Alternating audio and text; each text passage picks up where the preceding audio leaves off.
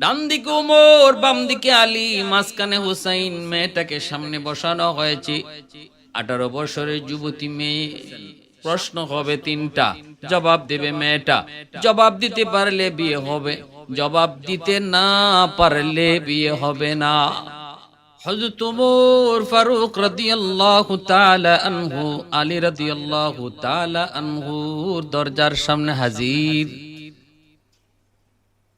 ডাক দিয়ে বলেন, আলী, তোমার কাছে একটা প্রয়োজনে হাজির হয়েছি। আম্মাস সাইলা ফালা তানহার, কেউ যদি তোমার কাছে কিছু চায় তাহলে তাকে ফিরিয়ে দিও না। হযরত আলী ভিতর থেকে আওয়াজ দিয়ে বলেন, খলিফাতুল মুসলিমিন, আপনি আমার কাছে এমন কি চান যে চাওয়াটা ভিক্ষুকের মতো? আপনি তো খলিফা, আমিরুল মুমিনিন, এত বড় খলিফা, অর্ধ পৃথিবীর বাদশা। কি এমন আমার কাছে চান? এমন কি আপনার চাওয়া ভিক্ষুকের মতো? সাইলের কোরআনের আয়াত কইরা কি এমন চান একটু কোন। হযরত ওমর তখন বলতেছেন, আলী, আমি এসেছি একটা গটকালি করার জন্য। কার? কয় তোমার ছেলে হুসাইন। হুসাইনের জন্য একটা গটকালি করতে এসেছি। মেয়েটা বড় পছন্দ, আমার কাছে বড় ভালো। মেয়েটা অনেক গুণী, মেয়েটা অনেক গুণবতী। আমি আমার ছেলে আব্দুল্লাহর জন্য বিয়ে করাইতে চাইছিলাম। আমি আমার ছেলে আব্দুল্লাহর জন্য মেয়েটাকে বউ করে আনতে চেয়েছিলাম, কিন্তু মেয়েটা আমার ছেলে আব্দুল্লাহকে পছন্দ করে নাই, পছন্দ করেছে তোমার ছেলে হুসাইন। এজন্য এসেছি রে আলী, ফিরে দিও না।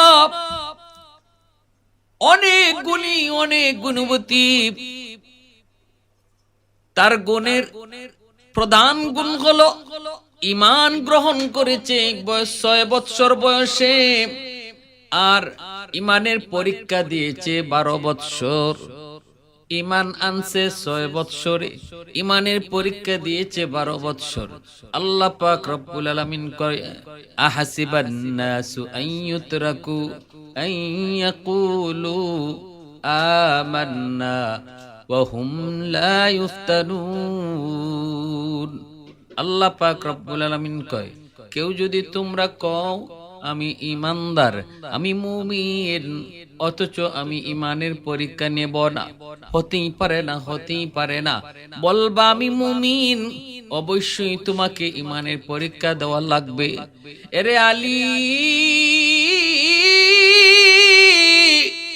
ঈমান এনেছে 6 বৎসর বয়সে, পরীক্ষা দিয়েছে 12 বৎসর।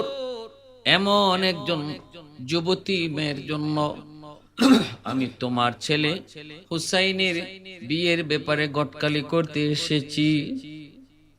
এই কথা শোনা মাত্রই হযরত আলী রাদিয়াল্লাহু তাআলা আনহু তিনিও খুশি হয়ে গেলেন।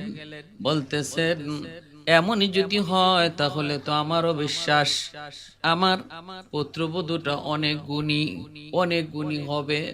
তাহলে আমিও তো খুশি, এটা তো খুশির বিষয়। দুজন একজন আরেকজনের সঙ্গে কোলাকুলি করেন, আনন্দ ভাগাভাগি করেন। হুসাইন তখন দুজনের আনন্দ দেখে ডাক দিয়ে বলেন, বাবাজান, মনে হয় আপনাদের আনন্দ দেখে বিয়ে আমার না, মনে হচ্ছে যেন বিয়ে আপনাদের। বিয়ে কর্ম আমি, আনন্দ করেন আপনারা। কেমনে, কি জন্য? হযরত ওমর বলতেছেন, হুসাইন, আমি তোমার মুরব্বী, তোমার আব্বাও তোমার মুরব্বী। আমি পছন্দ করেছি, মেয়েটা বড় ভালো, এজন্য আমি প্রস্তাব নিয়ে এসেছি।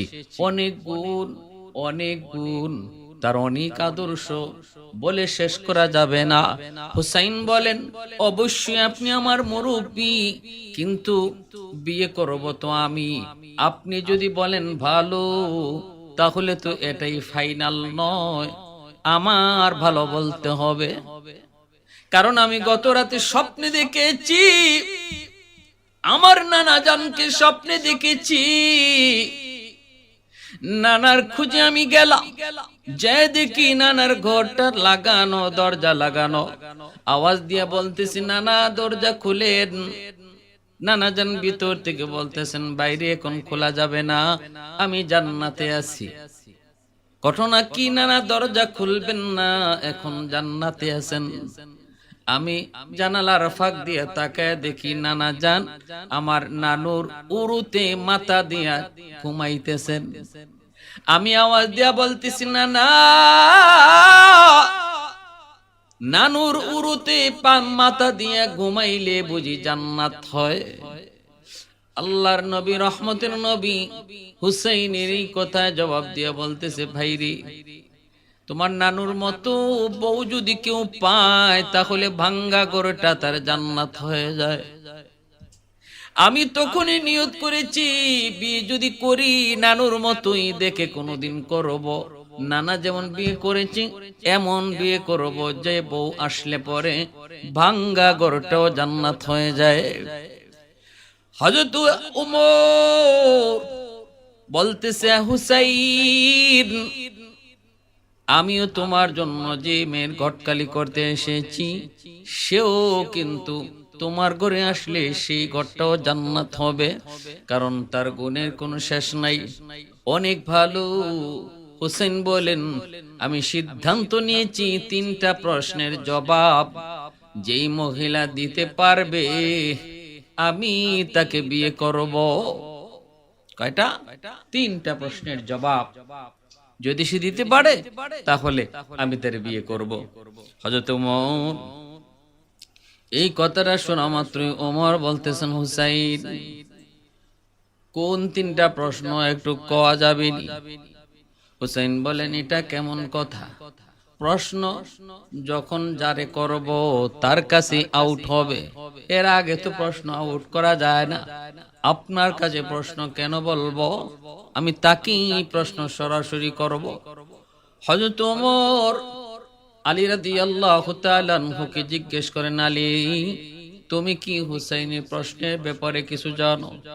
হযরত আলী বলেন, খলিফাতুল মুসলিমিন, আমি হুসাইনের প্রশ্নের ব্যাপারে কিছুই জানি না। হযরত ওমর নিরাশ হয়ে গেলেন। হুসাইন কেমন প্রশ্ন করে, কোন ধরনের প্রশ্ন করে, অতএব বোঝা গেল আমার গটকালি আর এখানে চলবে না।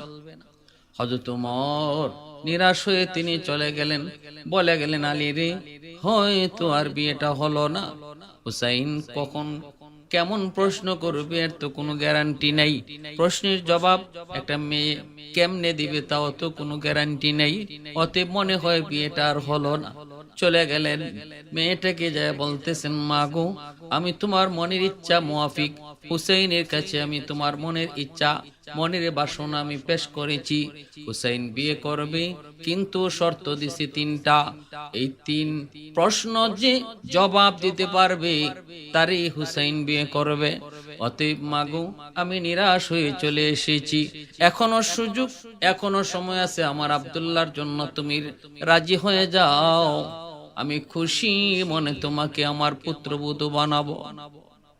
মেয়েটা বলতেছে, খলিফাতুল মুসলিমিন, আপনি তাহলে একবার বলেন, হুসাইনের যে আপনার ছেলে আব্দুল্লাহ অনেক দামি, অনেক সম্মানী, অনেক মুত্তাকি, অনেক পরহেজগার, বলেন আপনি। হযরত ওমর কয়, না, এটা হতেই পারে না। হুসাইন আমার ছেলে আব্দুল্লাহর চেয়ে অনেক অনেক অনেক অনেক দামি, অনেক সম্মানী, অনেক মুত্তাকি। যদি এমনই হয় তাহলে আমি হুসাইনকেই চাই। আপনি যা বলেন, যে কোনো 3টা প্রশ্ন যদি হুসাইন আমাকে করে, আমি প্রশ্নের জবাব দিতে রাজি আছি। অর্ধ পৃথিবীর বাদশা ওমর আবার অবাক হয়ে বলেন, মা, এটা কেমন কথা? কেমনে তুমি সাহস করেছো? কোন ভরসায় তুমি এমন কথা বলেছো? যুবতী মেয়েটা তখন বলতেছে, আমিরুল মুমিনিন, আমি যদিও প্রশ্নের উত্তর পারবো কি পারবো না কোনো গ্যারান্টি নেই, কিন্তু আমার আল্লাহ সব পারেন। মানুষ যা পারে না আল্লাহ তা পারেন, এর ভিতরে তো কোনো সন্দেহ নাই। অতএব না না, কোনো সন্দেহ নাই, আমি প্রশ্নের জবাব দিব, ইনশাআল্লাহ আমি প্রশ্নের জবাব দিব। আল্লাহ যদি চান আপনি যায়া বলেন। হযরত ওমর তিনি আসলেন আলী রাদিয়াল্লাহু তাআলা আনহুর কাছে, আয়েশা বলতেছেন, আলী তারিখ ধার্য করো। কই কিসির? কই তারিখটা হলো হুসাইন 3টা প্রশ্ন করবে, আর এই প্রশ্নের জবাবটা ওই মেয়ে সে দিয়ে দিবে। কোন কি? বল হ্যাঁ। কি কইছে? কয় আল্লাহ যদি চায় তাহলে সে জবাব দিবে। কোন কাজ, যে কোনো কাজ, যে কোনো বিষয়, মানুষ যখন আল্লাহর উপর পূর্ণ ভরসা করে, ওমাইয়া তাওয়াক্কাল আলাল্লাহ ফাহুয়া হাসবু, আল্লাহ বলে আমার উপর যে ভরসা করবে 100-100, আমি আল্লাহ তার সাথে লেনদেনও করব 100-100। এজন্য আল্লাহর উপর ভরসা যার যত বেশি, আল্লাহ তার সাথে ব্যবহারও করবেন তত ভালো। এটা আল্লাহর উপর পূর্ণ ভরসা নিয়ে বলতেছি, ইনশাআল্লাহ আমি জবাব দেব। ভাইরা বন্ধুরা, জন্য বলতেছিলাম প্রশ্নের জবাব দিবে, আর প্রশ্ন করবে হুসাইন। ডান দিকে ওমর, বাম দিকে আলী, মাঝখানে হুসাইন। মেয়েটাকে সামনে বসানো হয়েছে, 18 বছরের যুবতী মেয়ে সামনে বসানো হয়েছে, অপেন নয়ের যুবক। মাঝখানে একটা কাপড় দিয়ে পর্দা, ওপেন বসানো যায় না। মেয়ে বিয়ের জন্য পছন্দ করবে শুধু ছেলে, আর কেউ পছন্দ করার শরীয়তে অনুমতি নাই, এমনকি বাবারও দেখার অনুমতি নাই। বন্ধু বান্ধব নিয়া মেয়ে পছন্দ করার শরীয়তে কোনো বিধানই নাই। আমাদের সমাজে বিধানটা, আমাদের সমাজের রসুম হলো ছেলে কনে পছন্দ করবে, বউ পছন্দ করতে যাবে, যেদিন দেখতে যাবে এদিন বন্ধু বান্ধব নিয়ে যাবে। ছেলের বাপেও কয় বিয়ায় আমি আসতে পারলাম না, ছেলে যাইতেছে আর ছেলে কয়েকজন বন্ধু নিয়ে যাইতেছে, একটু ভালো করে দেখাইন। ভালো করে দেখাইতে যায়, দেখা যায় ছেলে যখন জিজ্ঞেস করে বন্ধুদেরকে কি কেমন দেখলি, আসলে মেয়েটা খুব সুন্দর, সর্বলাইনি সুন্দর, তার চেয়ে তার বন্ধুর পছন্দ হয়ে গেছে বেশি। বন্ধু তখন কেমনে মেয়েটাকে নিজের কবজায় নিবে। দুস্তরা কয় না রে দোস্ত, এটা চলতো না, সুবিধা না, দেখতে ভালো না, চেহারা মায়া নাই, এই নাই সেই নাই, কোনো একটা সমস্যা দেখায়া পেছ লাগায় দিল। বন্ধু কয় না, আমার বন্ধু যখন পছন্দ করলো না, তাহলে এখানে আমারও পছন্দ হলো না, চলে গেল। খোঁজ নিয়ে দেখা যায় কিছুদিন পর এই মেয়েটাকে বন্ধু বিয়ে করে ঘরে উঠায় নেয়। কেন এমনটা হলো? শরীয়ত না মানার কারণে। আবার এমনও বহু অঘটন দেখা যায়, যদি বন্ধুকে বউয়ের সামনে আনা হয়, বন্ধুর সামনে যদি বউকে আনা হয়, বন্ধুকে যদি চা পান করানো হয়, অনেক জায়গায় বন্ধুর সাথে অঘটন ঘটে যায়। এজন্যই শরীয়ত বলে বিয়ের দিন বন্ধু তো দূরের কথার যুবক, নিজের বাবাকেও পর্যন্ত বিয়ের দিন, বিয়ে করার আগে কনে পছন্দ করার দিন দেখানো যায় না। বিয়ের আগ পর্যন্ত ছেলে ছাড়া আর কেউ দেখতে পারে না, দেখতে পারে শুধু মেয়েরা, কোন পুরুষ দেখতে পারে না। সামনে আনা হয় মেয়ে, 18 বছরের যুবতী মেয়েটাকে সামনে বসানো হয়, আর এই পাশে চাদরের এই পাশে হুসাইন, ডান দিকে ওমর, বাম দিকে আলী বসে আছেন। প্রশ্ন হবে 3টা, জবাব দেবে মেয়েটা। জবাব দিতে পারলে বিয়ে হবে, জবাব দিতে না পারলে বিয়ে হবে না। হযরত ওমর বসা আছেন যদিও এই পাশে, আলী বসা আছেন যদিও হুসাইনের পাশে, কিন্তু মূলত তারা দুজনই মেয়ের পক্ষের, ঠিক না? হযরত হুসাইন ডাক দিয়ে বলতেছে, বোন রে, যদিও তুমি পর্দার ওই পাশে একা আর আমি পর্দার এই পাশে আরো 2 জন লইয়া বসা, মূলত আমি একা আর তোমার সাথে আরো 2 জন আছে। বলে এটা কেমনে? আপনার সাথে তো 2 জন, আমি তো একা বসা। হযরত হুসাইন বলতেছে, যদিও আমার ডান পাশে খলিফাতুল মুসলিমিন হযরত ওমর আর বাম পাশে আমার আব্বা আলী, এরা 2 জনের একজনও আমার লোক না, এই দুইজন তোমার লোক, এই দুইজনই ভিতরে ভিতরে চায় তুমি প্রশ্নের জবাবটা যেন সঠিকভাবে দিতে পারো। কারণ ওমর হইল ঘটক, উনি তো চাইবই বিয়াটা হয়ে যাক। আমার আব্বা মনে মনে চায় এমন একটা মেয়ে যদি আমার বধূ হয়, তাহলে দুজন ভিতরে ভিতরে তোমার লোক, প্রশ্ন যেন তুমি দিতে পারো। অতএব ভয় পাও না, তোমার ভয় কম, ভয়টা আমার বেশি। 1 নম্বর প্রশ্ন হলো, বলো আমার মাকে তুমি জানোনি? প্রথম প্রশ্নটাই করেছেন, বোন রে আমার মাকে তুমি জানোনি? পর্দার আড়াল থেকে 18 বছরের যুবতী, ইমানের পরীক্ষায় যিনি বারবার পরীক্ষিত, বারবার যিনি ইমানের পরীক্ষায় পাশ করলেন, গোল্ডেন পেয়ে পাশ করলেন, জবাব দিতেছেন আমি আপনার মাকে শুধু জানি না, আমি আপনার মাকে চিনিও। বলা মাত্রই হযরত আলী রাদিয়াল্লাহু তাআলা আনহুর চেহারা বিমর্ষ, হযরত ওমর রাদিয়াল্লাহু তাআলা আনহুর চেহারাও কালো হয়ে গেল, ভয়ে আতঙ্কিত হয়ে গেল। আর হযরত হুসাইন রাদিয়াল্লাহু তাআলা আনহু তিনি তো মুস্কি হাসেন। হযরত ওমর দানি জিহ্বা কামড় দিয়ে উঠলেন, এটা কেমনে কইল? হযরত আলী রাদিয়াল্লাহু তাআলা আনহু তিনিও চিন্তিত, আমার স্ত্রী ফাতেমাকে সে কেমনে চিনে, এটা কিভাবে কইল? এটা তো হতেই পারে না। 1 নম্বর প্রশ্ন তো সম্পূর্ণ ভুল, প্রশ্নের উত্তর তো অবশ্যই হয় নাই। কারণ আমার স্ত্রী ফাতেমা জীবনে কোনোদিন বেগানা পুরুষের সামনে যায় নাই, এই ঘর থেকে ওই ঘরে যায় নাই, পুরুষ যেমন দেখে নাই মহিলারাও দেখে নাই। আমার স্ত্রী ফাতেমাকে কম মানুষই দেখেছে, এতটা পর্দা কইরা তিনি চলতেন। অতএব না, ফাতেমাকে দেখার তো প্রশ্নই হয় না। আর সে তো জেলখানায় ছিল, জন্মের পরে সে ওই মেয়েটার উপযুক্ত হওয়ার আগেই তো ফাতেমা দুনিয়া থেকে বিদায়। ফাতেমা বিদায় হয়ে গেল তার বুঝ হওয়ার আগে আগে। তাহলে ওই ফাতেমাকে সে জানে শুধু না, চিনে, এটা কেমন করে হয়? কোনোদিন তো দেখাই হওয়ার প্রশ্নই ওঠে না। সবাই মনে মনে ভাবতেছে হুসেন বলবে যাও তোমার সাথে বিয়ে হবে না,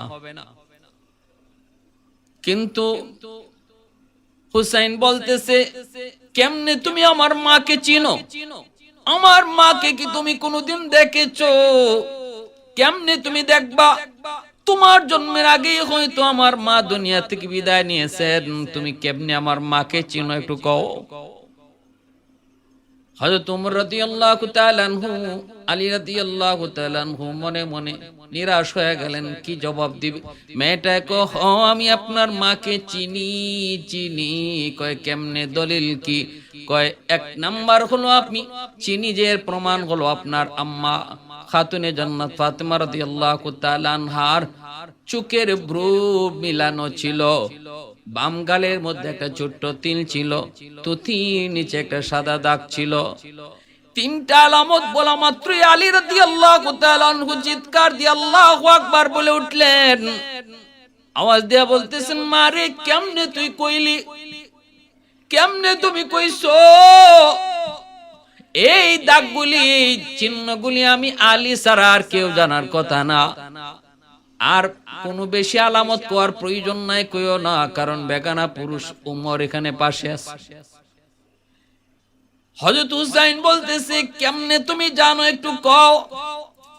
আমার মার আলামত আর লক্ষণ যেটা তুমি বলছো, কেমনে তুমি জানো? কেমনে তুমি জানো?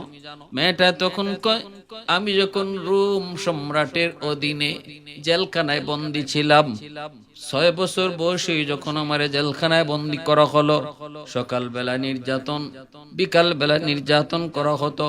ইসলাম গ্রহণ করার কারণে জেলখানায় বন্দী অবস্থায় যখন সকাল বিকাল নির্যাতন করা হতো, আমি ছোট্ট একটা মেয়ে, নির্যাতন সহ্য করতে পারতাম না গো, চোখ থেকে দর দর করে পানি পড়তো।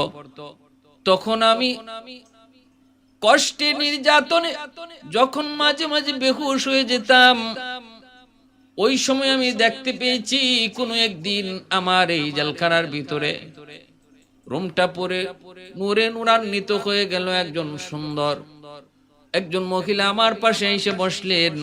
আমি মনে করেছি জান্নাতি কোনো হুর। আমি বলেছি কে আপনি? তখন তিনি বলতেছেন আমি খাতুনে জান্নাত ফাতেমা। আমি এসেছি তোমাকে সান্ত্বনা দেওয়ার জন্য। ওই জেলখানায় আমি স্বপ্ন যুগে আপনার মা ফাতেমাকে দেখেছি। আর ওই দিন দেখতে যেয়ে দেখতে পেলাম তার চোখের ব্রুটা ছিল মিলানো, বাম পাশের গালের মধ্যে একটা ছোট্ট তিল ছিল। হযরত আলী রাদিয়াল্লাহু তাআলা আনহু, হযরত হুসাইন রাদিয়াল্লাহু তাআলা আনহু অবাক হয়ে গেলেন। হুসাইন বলতেছে প্রশ্নের জবাব সঠিক, আমি যা উত্তর চেয়েছি এর চেয়ে আরো সুন্দর করে উত্তর আমি পেয়েছি। এবার দ্বিতীয় উত্তর তুমি দাও, দ্বিতীয় প্রশ্নের উত্তর দাও। 6 বৎসর বয়সে তুমি কেমন করে ঈমান আনছো, কেন আনছো, কোন ঘটনার প্রেক্ষিতে আনছো শোনাও। 18 বৎসরের যুবতী মেয়েটা তখন কয়,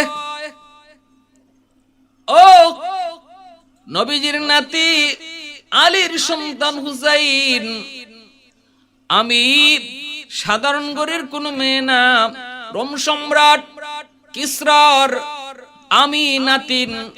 ওই নাতিন 6 বছর বয়সে আমার দাদা আমাকে এসে বলতেছে, নাতিন রে চল আজকে একটা খেলা দেখাবো। আমারে নিয়ে গেছে খেলা দেখাইতে।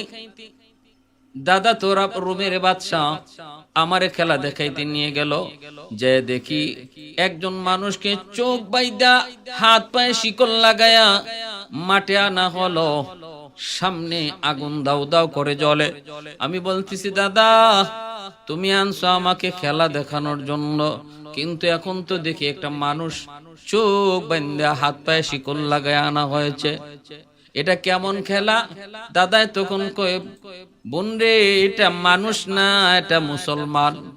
খ্রিস্টান ইহুদিদের কাছে মুসলমান মানুষ হয় না, মুসলমান মানুষ না, মানুষ ওরা মুসলমান মানুষ না। কয় এটা মানুষ না, এটা মুসলমান। একটু পরে ওরে আগুনে জ্বালায় হত্যা করবো আর তুই দেখবি এটাই খেলা।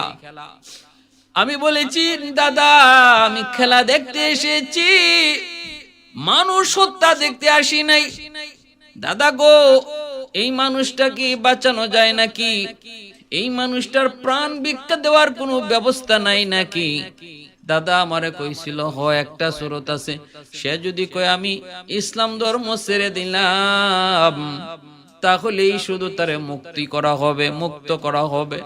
আমি দৌড় দিয়ে তখন পাশে গেলাম, যে কানে কানে বলতেছি মুসলমান তুমি একবারের জন্য কও আমি ইসলাম ধর্ম ছেড়ে দিয়েছি, তাহলে তোমাকে দাদা বাঁচিয়ে দিবে আর আগুনে পড়তে হবে না।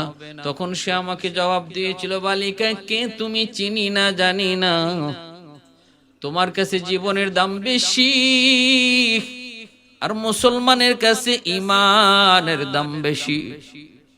অমুসলিমরা জীবনকে ভয় পায়, জীবন দিতে চায় না, আর মুসলমান ঈমান দিতে চায় না, জীবন দিতে রাজি হয়ে যায়। আমি তখন ওই আওয়াজটা আমার কানে বারবার বাজতেছিল। দাদার কাছে ফিরে এসেছি, চোখের সামনে ওই মুসলমানকে আগুনে জাপ দিতে দেখলাম, আগুনে পোড়াইতে দেখলাম। ঈমান দিল না, জীবন দিল। আমি ছোট্ট মেয়েটা তখন চোখটা এইভাবে হাত দিয়া আমার চোখটা ঢাইকা রাখছি।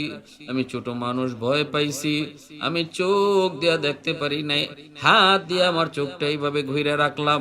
ওই সময় যে আমি চোখটা ঘুরে রাখছি, চোখ বন্ধ করে হাত দিয়ে ঘুরে রাখছিলাম, তখনই আমি একটা আওয়াজ পেয়েছি আমার কানে, লা ইলাহা ইল্লাল্লাহু মুহাম্মাদুর রাসূলুল্লাহ।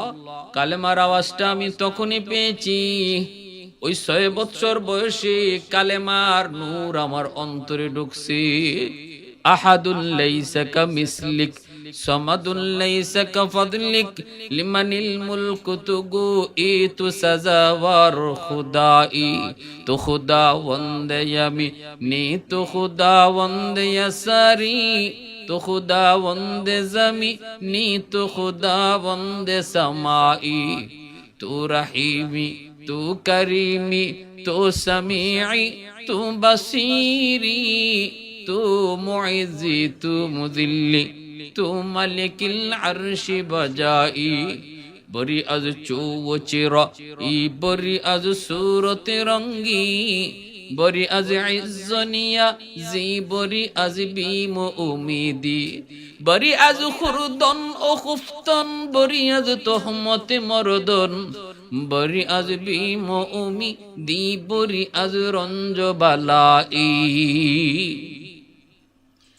ইমাম হুসাইন কয়, বোন রে, তোমার দ্বিতীয় প্রশ্নের জবাবটা বড় সুন্দর। এবার তৃতীয় প্রশ্ন হলো, আমার সাথে বিয়ের পর তুমি আমার সাথেই যেখানে আমি যাই সেখানে তুমি থাকবা, পারবানি? প্রশ্নটা শুনতে সহজ, কিন্তু এই প্রশ্ন করার পরে মেয়েটা কান্না শুরু করলো। হযরত হুসাইন হযরত খলিফাতুল মুসলিমিন ওমর তখন বলে, মারে, আগের দুইটা প্রশ্ন তুমি কঠিন শোনার পরও হালকা করে নিছো, সহজ উত্তর দিয়ে দিছো, আর এখনের প্রশ্নটা আমাদের কাছে বড় হালকা সহজ, কিন্তু তুমি কান্না করো। কোনো বিবি ছিল না, সবাই আইয়ুব নবীর ফলে গেল, রহিমা ফলে যায় নাই। এটা রহিমার জন্য অনেক বড় পরীক্ষা ছিল। অতএব আমিও আজকে ওয়াদা দিতেছি, হুসাইনের জীবনে সুখ দুঃখ যত যাই আসবে, কে চায় আমার সাথে ওদের দুশ্মনী, তোমরা এখনো সময় আছে, চলে যাও, আমাকে রেখে যাও। কিন্তু বিবি কইছিল, স্বামী গো, মনে পড়েনি তিন প্রশ্নের এক প্রশ্ন, আমার সাথে যেখানে যায় ওখানে থাকবা। বিয়া শাদী একটা খেলার বিষয় নয়, বিয়া শাদী একটা মজা করার শুধু বিষয় নয়, এটার সঙ্গে একটা জীবন জড়িত। অতএব বিয়ে শাদী করার আগে একটু হুশে গুশে বিয়ে শাদী করো, শরীয়তের বিধানটা তুমি ফলো করো। সুন্দর দেখেই শুধু লাভ দিও না,